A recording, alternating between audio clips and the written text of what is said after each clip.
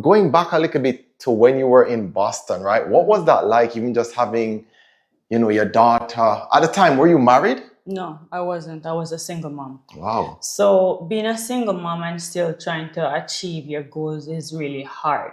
But you just gotta stay focused and consistent.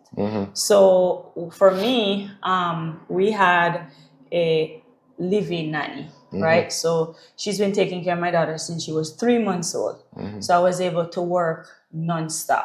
Wow. That was a big deal for me, to get somebody that I could trust and be able to, you know, take care of her and love her the way, you know, of course I would. So I find the perfect person. Wow. Big up to my Auntie Esther.